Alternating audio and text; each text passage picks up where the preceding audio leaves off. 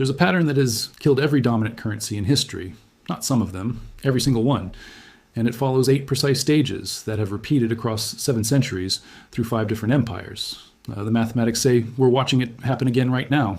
The French livre dominated European trade for centuries, then died. The British pound ruled the world for over 100 years, and then collapsed. The Soviet ruble controlled half of Europe and Asia, then evaporated in months. Each followed the same 8 stages. Each thought they were the exception. Each was completely wrong. The US dollar became the world's reserve currency in 1944. That's 81 years ago. Right now, in 2025, the dollar is deep into stage 6 of this 8-stage death sequence. This is played out 5 times over 7 centuries. Same 8 stages, same outcome. The only variable is whether you see it coming or whether you are the liquidity that gets destroyed when it completes.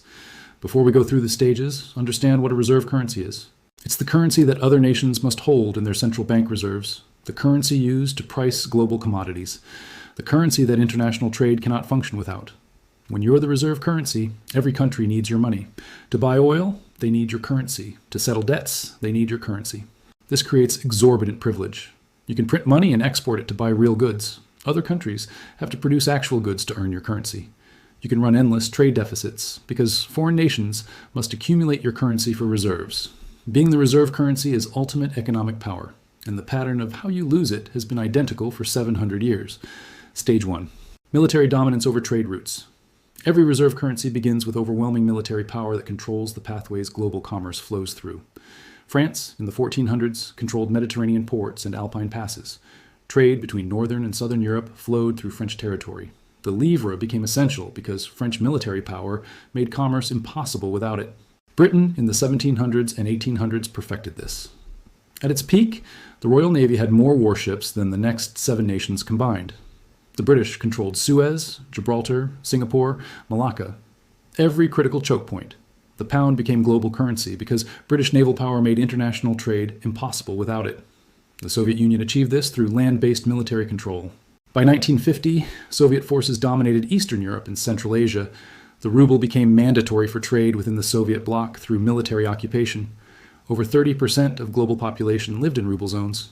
The United States achieved this after World War II through total naval dominance, 11 aircraft carrier battle groups.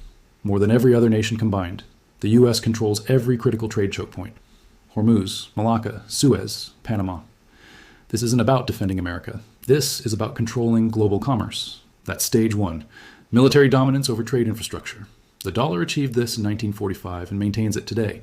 Stage 2, massive trade surplus. Once you control trade routes, you accumulate wealth through advantageous exchange. France in the 1500s and 1600s ran enormous trade surpluses. French goods sold across Europe. Merchants bought raw materials cheap and sold finished goods at massive markups. French royal revenues from trade funded the entire government. Britain in the 1800s ran the largest trade surplus in history. They exported manufactured goods to the world. Textiles, steel, machinery, ships. They imported raw materials at prices dictated by British buyers. The surplus made London the wealthiest city on earth. The Soviet Union never fully achieved stage 2, which is why its reserve status was limited. They exported oil and gas, but imported Western technology and grain. The ruble was maintained by military force, not economic surplus. The United States had the most dramatic trade surplus from 1945 to 1970. America was the only major industrial power with intact infrastructure after the war. The U.S. exported everything to the world. The surplus was so massive that U.S. gold reserves swelled to over 20,000 tons by the 1950s, more than the rest of the world combined. But stage 2 doesn't last forever. Eventually, the reserve currency nation moves from producing to consuming, from exporting to importing, from surpluses to deficits. Stage 3, reserve status formalized. At some point, the world officially adopts your currency as the global standard. This is the peak, the moment of maximum power, and the moment that guarantees eventual collapse. For France, this happened through the 1500s and 1600s. The Treaty of Westphalia in 1648 denominated reparations in livre. For Britain, it happened at the Congress of Vienna in 1815. The pound was explicitly recognized as the global monetary standard. When nations adopted the gold standard, it was effectively a pound standard because Britain controlled the rules. The Soviet ruble was formalized in 1949 with Comecon. All trade between communist nations was denominated in rubles. At its peak, the ruble was used by over 1.5 billion people. For the United States, it happened at Bretton Woods in 1944. 44 nations formally agreed to make the dollar the world's reserve currency. The dollar would peg to gold at $35 per ounce. The IMF and World Bank were created to manage this system, but this formalization creates the mechanism of destruction. Once you're the reserve currency, the world needs your currency more than your goods. So you stop producing, you start consuming. The trade surplus reverses into a deficit. This is the Triffin dilemma. For the world to have enough dollars for reserves and trade, the US must run trade deficits. But running endless deficits undermines the currency. You cannot be both the world's reserve currency and maintain a strong trade balance. It's mathematically impossible. Every reserve currency, once it reaches stage 3, begins the inevitable slide towards stage 4. Stage 4. Deficit spending and living beyond means. The reserve currency nation stops producing wealth and starts consuming it. France in the late 1600s and 1700s saw the trade surplus vanish. Instead of exporting, France imported everything. Textiles from Flanders, manufactured goods from Britain, luxury items from across Europe. They paid with colonial gold, but they weren't producing wealth. They were spending accumulated wealth. French crown spending exploded. Louis XIV spent lavishly on Versailles, on wars, on the court. Louis XV and the XVI continued the pattern. They didn't see the problem because colonial gold kept arriving, but they weren't building anything productive. They were consuming. Britain in the early 1900s faced the same reversal. By 1900, Britain was running significant trade deficits. They imported food, raw materials, and manufactured goods from America and Germany. They paid with returns on overseas investments. But British manufacturing was declining. Factories that led the Industrial Revolution were closing or falling behind competitors. The Soviet Union hit stage 4 in the 1970s. Soviet production couldn't keep pace with consumption. They imported massive amounts of grain from the United States. They imported Western technology. They paid with oil and gas exports, but weren't building productive industrial capacity. The United States entered stage 4 in 1971. The trade surplus permanently reversed into a deficit that has never corrected. By the 2000s, the U.S. was running the largest trade deficit in human history, $800 billion annually. Today, it's over $1 trillion. The U.S. imports far more than it exports. Consumer electronics, automobiles, textiles, manufactured goods, everything from abroad. How is this financed? By exporting dollars, printing currency and exchanging it for real goods. This works only because the dollar is the reserve currency. Other nations need dollars for reserves, so they accept them. But this is living beyond means, consuming more than you produce. It's the exact pattern that preceded every previous collapse. Stage 5, currency debasement and money printing. When deficits become unsustainable, you debase the currency. France did this catastrophically in the late 1700s. The revolutionary government issued the assignat, a paper currency supposedly backed by confiscated church lands. They printed assignats far beyond any backing. Hyperinflation followed. By 1796, the assignat had lost 99% of its value. The livre collapsed entirely. Britain debased the pound through 2 world wars. World War I forced Britain off the gold standard into money printing. World War II forced them off gold permanently. Britain printed money to rebuild. The pound devalued repeatedly. In 1949, 30% devaluation. In 1967, another major devaluation. The Soviet government printed rubles to cover budget deficits throughout the 1980s. Official exchange rates bore no relation to real purchasing power. By 1991, the ruble had lost all credibility even within the USSR itself. The United States entered stage 5 in 2008. The financial crisis forced the Federal Reserve to print money on a scale never seen in peacetime. Quantitative easing, $3.5 trillion created from 2008 to 2014. Then COVID hit. Another $7 trillion printed from 2020 to 2022. This is currency debasement. The dollar's purchasing power declines. Inflation surges. In 2021 and 2022, inflation hit levels not seen since the 1970s. The difference is scale. When the Fed prints, it exports inflation to every nation on Earth. Other countries watch their dollar reserves lose purchasing power. This is the stage where confidence begins to crack. And once confidence breaks, stage 6 follows quickly. Stage 6, loss of confidence and search for alternatives. The world starts looking for exits. Nations begin actively shifting reserves away from the reserve currency. France lost confidence gradually through the 1700s, then catastrophically during the Revolution. International merchants began demanding payment in British pounds or Spanish silver instead of livres. By 1800, no international merchant trusted French currency. Britain lost confidence rapidly after World War II. In 1949, Britain devalued the pound by 30%. International holders lost almost 1/3 of their wealth overnight. Confidence collapsed. Nations dumped pounds and shifted to dollars. By 1960, the pound's share of global reserves had fallen from over 60% in 1945 to less than 20%. 15 years from dominant to irrelevant.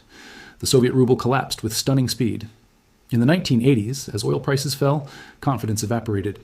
Eastern European nations began refusing rubles even before the Berlin Wall fell. By 1991, the ruble was rejected even by former Soviet republics. The currency died within months. The US dollar is deep into stage 6 right now. The signs are everywhere. China and Russia began systematically reducing dollar reserves in the 2010s. They've been buying gold instead, thousands of tons. China's official gold reserves have more than doubled since 2008. Russia liquidated nearly all its U.S. Treasury holdings after 2014 sanctions. The BRICS nations have been actively discussing alternatives. In 2023, they formally announced plans to develop a BRICS currency. The fact that major economies are publicly working on dollar alternatives is historically significant. Saudi Arabia, which has priced oil exclusively in dollars since 1974, the foundation of the petrodollar system, began accepting yuan for oil sales to China in 2023. This breaks a 50-year precedent. Central banks globally are diversifying reserves away from dollars. The dollar's share of global foreign exchange reserves has fallen from 72% in 2000 to 58% in 2024. That's a 14 percentage point decline. It represents over $8 trillion shifted out of dollar assets. Even smaller nations are reducing dollar exposure. Thailand, Malaysia, Indonesia, Singapore, they're negotiating bilateral trade agreements that settle in local currencies. The ASEAN nations are developing regional payment systems that bypass SWIFT and the dollar. In 2024, over 25% of global trade was settled in currencies other than the dollar. That's up from 15% in 2020. The trajectory is accelerating. This is stage 6, the world actively searching for alternatives. Not because they hate America, because they see the same pattern that destroyed every previous reserve currency. Endless deficits, currency debasement, loss of purchasing power. But here's what makes this different: the scale. When the pound lost reserve status, it affected Britain and the Commonwealth. When the ruble collapsed, it affected the Soviet bloc. But the dollar is embedded in every economy on Earth, every central bank, every trade transaction, every commodity price.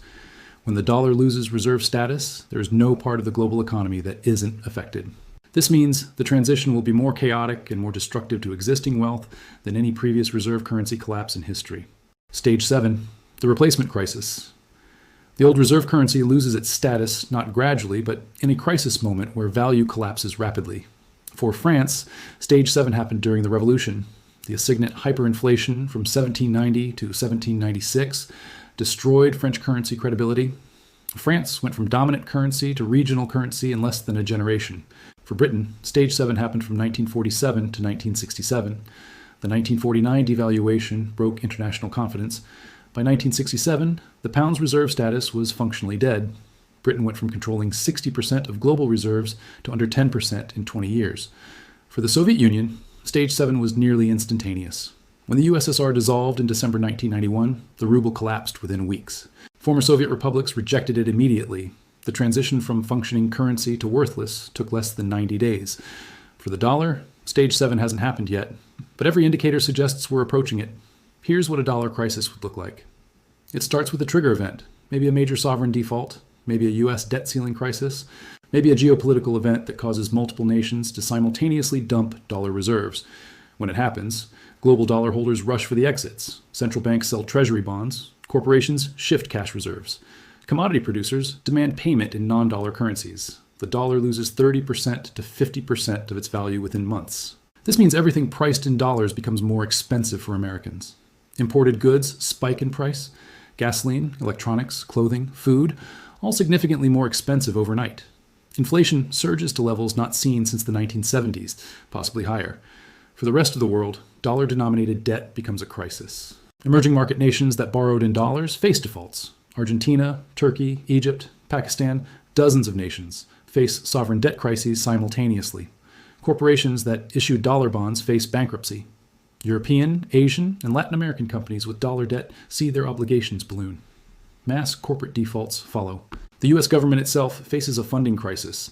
If foreign central banks are no longer buying treasury bonds, who finances the U.S. deficit?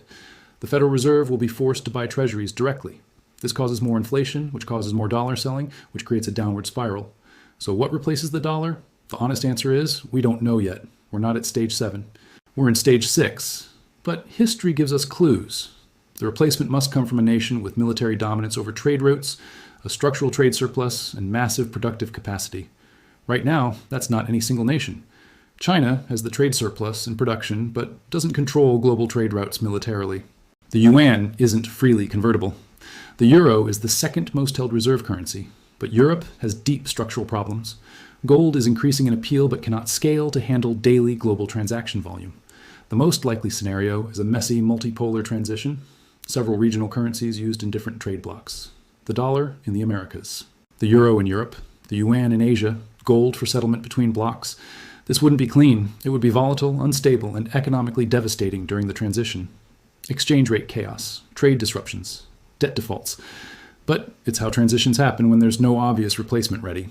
Stage 8, dissolution and long aftermath. After the replacement, after the crisis, comes the long dissolution of the economic order built on the old currency. This can last decades. For France, Stage 8 was the Napoleonic Wars and their aftermath. The currency collapse contributed to political instability that led to Napoleon's rise and ultimately France's diminished role in the 19th century. France never regained the economic dominance it had. The dissolution lasted from 1800 to 1850, 50 years. For Britain, Stage 8 was the managed decline from 1950 to 1990. Britain went from global empire to regional power. The dissolution of the British Empire, the economic crises of the 1970s, all direct consequences of losing reserve status. Britain had to accept reduced standard of living and reduced global influence.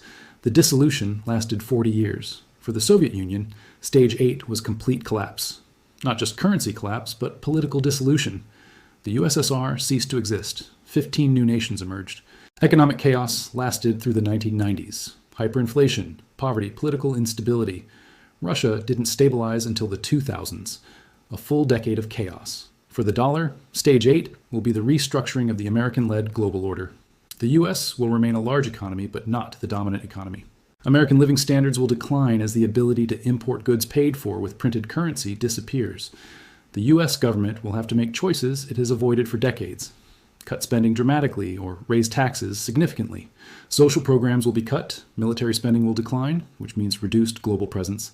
The US will accept a multipolar world where it's one power among several, not the hegemon. This dissolution will likely last 20 to 30 years, a generation of economic restructuring and political adaptation. It won't be apocalyptic. America won't cease to exist, but it will be painful. Why this matters for you? When reserve currencies collapse, it destroys ordinary people's savings and wealth. The French who held livres and assignats saw their savings evaporate in hyperinflation. Only those who held land, physical goods, or gold preserved wealth. The British, who held pounds through the 1950s and 1960s, lost enormous purchasing power. Repeated devaluations destroyed savings. A generation was impoverished by a currency collapse. Soviet citizens who held rubles in 1991 lost everything. Lifetime savings became worthless overnight. Only those who had access to dollars or physical assets survived economically. And the American collapse is happening in slow motion right now. Every dollar you hold is losing purchasing power. Since 2020, the dollar has lost roughly 25% of its value through inflation. Your savings, your paycheck, your retirement account, if denominated in dollars, it buys 25% less than 5 years ago. And this is just Stage 6. When Stage 7 arrives, the dollar could lose 40% to 60% of its value in months. This happened to the pound in 1949. It happened to the ruble in 1991. It can happen to the dollar. So what do? How do you protect yourself? First, understand that holding pure dollars is a risk, not a safe haven. A risk. You need to diversify out of pure dollar exposure. Hold real assets that preserve value across currency regimes, real estate in stable locations, productive property, farmland, residential rentals, commercial property with actual tenants. These hold value regardless of what currency is used. Productive businesses. If you own or invest in businesses that produce actual goods or services people need, these maintain value through currency transitions. A plumbing business, a construction company, a manufacturing operation, these survive because people still need these services. Commodities and commodity-producing assets, physical gold and silver as a portion of your portfolio, not as speculation, but as insurance. Gold has maintained purchasing power through every currency collapse in history because it can't be printed, can't be debased. Diversify currency exposure. If you have significant wealth, hold some in currencies other than the dollar. Swiss francs, Singapore dollars, Norwegian kroner. Currencies backed by countries with trade surpluses, low debt, stable governance. Second, watch the indicators of Stage 6 progression. Monitor whether we're moving closer to Stage 7. Watch central bank reserve data quarterly. If you see accelerating declines in dollar reserves, particularly sudden drops of 2% to 3% in a single quarter, that's a warning sign. Watch trade settlement data. If the percentage of trade settled in non-dollar currencies jumps significantly, that indicates rapid acceleration. Watch gold prices. If gold surges above $3,000 per ounce and keeps rising, it means the world is fleeing fiat currencies. Watch oil pricing. If Saudi Arabia or other major producers announce they will no longer accept dollars for oil, that's a critical indicator the petrodollar system is breaking. Watch U.S. Treasury auctions. If auctions start to fail, the Federal Reserve will have to buy treasuries directly. That's direct debt monetization and signals we're entering the crisis phase. Third, reduce debt exposure, especially variable rate debt. In a currency crisis, interest rates spike. If you have variable rate debt, your payments surge exactly when your income is under pressure. The timeline. Right now in 2025, we are deep in stage 6. The dollar's reserve share is declining. Central banks are diversifying. But we haven't hit the crisis trigger yet. Based on historical patterns, stage 6 typically lasts 10 to 25 years from when it begins. For the dollar, you could argue stage 6 began in 2008 or in 2020. Either way, we're somewhere between 5 and 17 years into stage 6.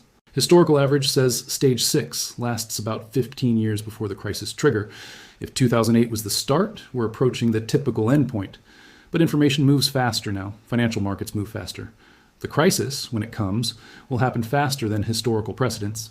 My estimate is that stage 7 begins sometime between 2027 and 2035. The exact trigger is unpredictable, but the timeline window is clear. Stage 7 itself, the crisis period, will last 1 to 3 years. That's maximum chaos, currency volatility, market disruption. If you're positioned correctly before it begins, you survive intact. If caught unprepared, you lose decades of accumulated wealth in months. Stage 8, the dissolution period, will last 20 to 30 years, from roughly 2030 to 2055. A generation of reduced American dominance, economic restructuring, adaptation to a multipolar world. Now, let me show you why this pattern is mathematically certain to complete. Not probable, certain. Here's the core mathematical problem. For the world to have enough dollars to use as reserves and for trade, the U.S. must run trade deficits. The U.S. must send more dollars abroad than it receives back. If the U.S. ran trade surpluses, there wouldn't be enough dollars in circulation for the world to use. But running endless deficits undermines the currency. You're exporting currency to buy real goods. You're consuming more than you produce. This is unsustainable mathematically. The U.S. has run trade deficits for 53 consecutive years, from 1971 to 2025. Over those 53 years, the cumulative trade deficit exceeds $15 trillion. 15 trillion of real goods imported and paid for with printed currency. This works only as long as foreign nations are willing to accumulate dollars. But their willingness isn't infinite. At some point, they see the debasement accelerating and decide to reduce exposure. We've reached that point. The dollar's share of global reserves is declining. Central banks are diversifying. The mathematical endpoint is clear. As foreign accumulation slows or reverses, one of two things must happen. Either the trade deficit closes, which requires Americans to massively cut consumption, or massively increase production. Or the Federal Reserve prints money to buy the treasuries that foreign central banks no longer want, which causes inflation and further devaluation. Both paths lead to stage 7. There's no mathematical escape. This is why the pattern repeats. It's not about policy mistakes. It's about mathematical inevitability built into the structure of reserve currency status. Every reserve currency follows this pattern because the mathematics force it. The Triffin dilemma has no solution. You cannot be the global reserve currency without running deficits. Running deficits eventually undermines the currency. There's no way to break this cycle. The only way to avoid collapse is to voluntarily relinquish reserve currency status before stage 7. But this requires political will to impose short-term pain for long-term stability. And democracies don't do this, so the mathematics play out to completion. Stage 6 leads to stage 7. Stage 7 leads to stage 8. The pattern completes. The question that determines everything. What are you going to do about it? Are you going to ignore this pattern like the British middle class ignored the pound's decline? They thought Britain would always be dominant. They held pounds and pound assets. They were destroyed. Are you going to assume this time is different like every previous reserve currency nation assumed? The Portuguese thought their naval dominance made them permanent. The French thought their continental power made them untouchable. The British thought their empire was eternal. The Soviets thought their system would outlast capitalism. All were wrong. Or are you going to acknowledge that mathematical patterns don't care about national pride or military power? Are you going to position yourself for the inevitable transition? The pattern exists. It's documented. It's mathematically driven. The dollar is following the same sequence. You can see it or you can ignore it. But ignoring it doesn't stop it from completing. Smart money is moving now, not panicking, but systematically shifting assets from vulnerable positions to resilient positions, from dollar-denominated paper assets to real assets, from pure dollar exposure to diversified currency holdings. They're not waiting for stage 7. They're positioning during stage 6 while there's still time. The British pound lasted 105 years as reserve currency. The US dollar achieved reserve status 81 years ago. We're at the average lifespan. We're exhibiting every symptom of late-stage decline. Massive deficits, currency debasement, loss of confidence, active search for alternatives. The pattern says what comes next. Stage 7, replacement. And the people who see it coming will preserve their wealth. The people who ignore it will be the liquidity that transfers to those who understood.